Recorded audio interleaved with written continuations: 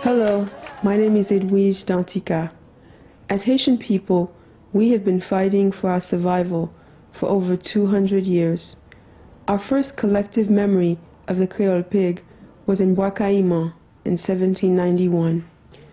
A black pig was offered and sacrificed for our freedom, and proud Africans, whose bodies had been enslaved but never their spirit, demanded freedom or death, liberté ou la mort. As a child, I remember how important the Creole pig was to many families, including my own. However, in 1982, almost every pig in the country was slaughtered.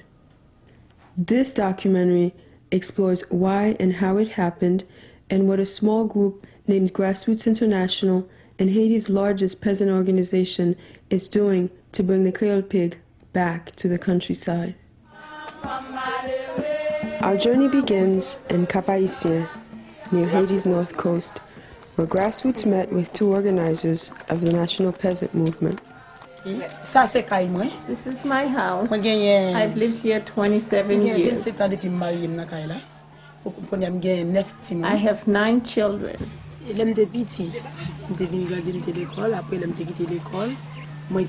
When I was young, I got involved in the church.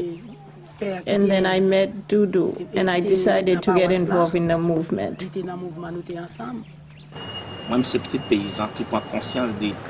I am the son of peasants, and I'm well aware of the state they're living in, how they are marginalized, how Duvalier first of all divided them. It was important for us to put together a strong organization so we could struggle to change the peasants' lives economically, politically, and socially.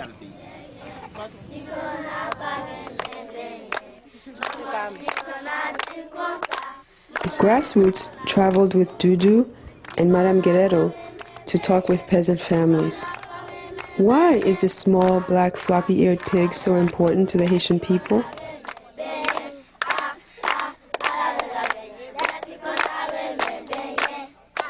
What was it like when men came to kill the animals that meant so much to them?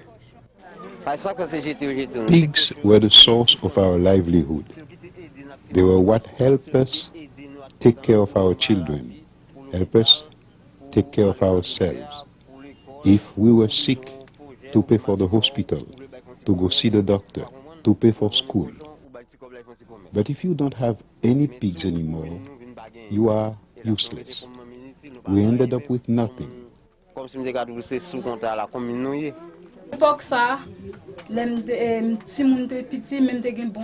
that time, when I was a young child, but still old enough to remember, my father had about 30 pigs. He had 30 pigs and 15 kids. 8 of us were in school. 7 were not in school. Then, when they killed the pigs, we all got pulled out of school.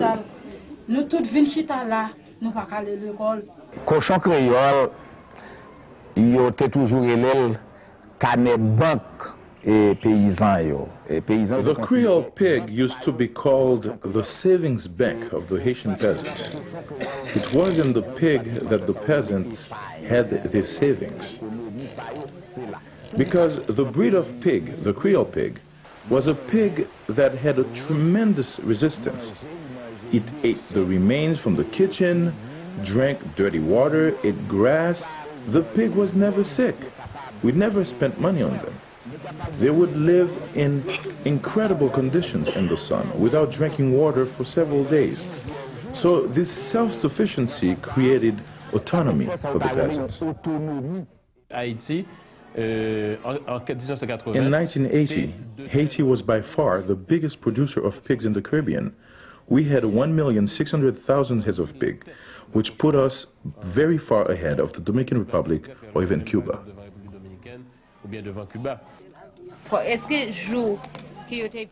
On the day they came to kill the pigs, were you there? I was there the day they killed the pigs, but I didn't watch them because I was crying for my pigs. Because they were my life. Whenever I had a problem, I would take a little one and sell it. I saw that day that I was losing my pigs, and that's why I was crying.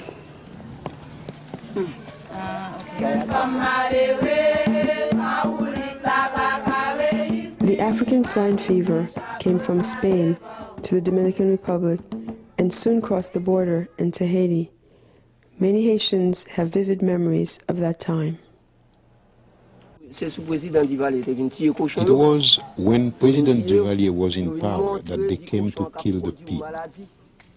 They came to say that the pigs were spreading some sickness, you see, and that soon there would be more sickness. So you're obliged to turn them over. You're powerless. You turn them over to them to be killed.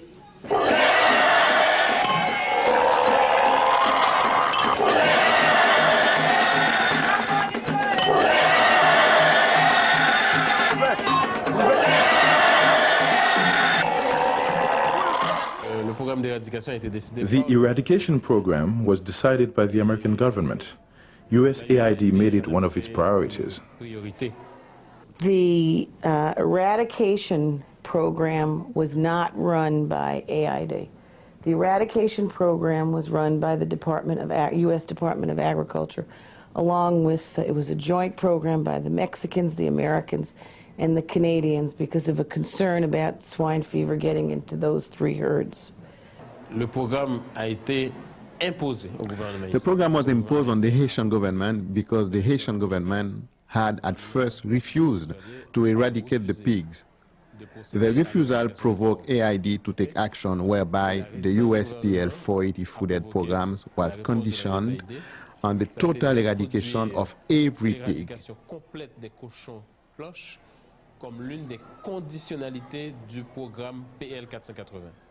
It is very clear that direct political and economic pressure was put on the Haitian government for the elimination of the pigs. The disease spread in the Dominican Republic in 1979, 1980. And the United States were fearing that people leaving Haiti by small boats could also bring foods with them and take it to the United States. This is the starting of Reagan. And Reagan was helping the Duvaliers. And the Duvaliers needed that assistance. And so when the Reagan's administration told them that they had to kill the pigs, there was no resistance from them. When the time came for actual eradication, there was a tremendous uproar. The government agents, so-called Tonton Macoutes, did everything they could to make the people frightened so that all the peasants would bring their pigs to be slaughtered. Those people were pressuring the population, terrorizing the population, and telling them, you'd better kill your pig yourself. I will beat you till you bleed. They were given a lot of money to kill the pigs. They didn't give the peasant anything in compensation. Because they killed the pigs that had paid for our schooling, all 15 of us ended up out of school. Hunger was killing us. We were living in misery. So we went through some really tough times, and we still are today.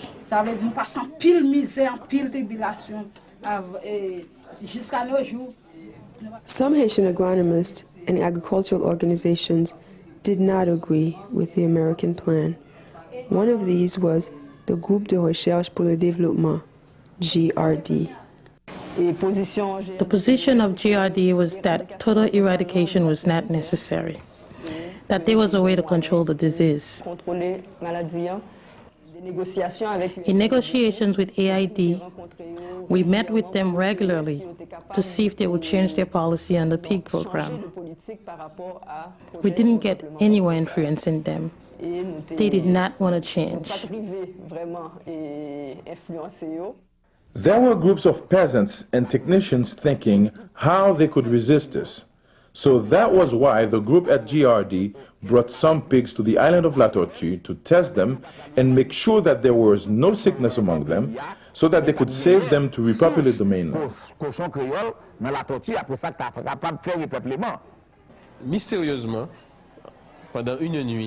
Mysteriously, one night, guys came and killed the pigs that were in the experimental farm supervised by the GRD.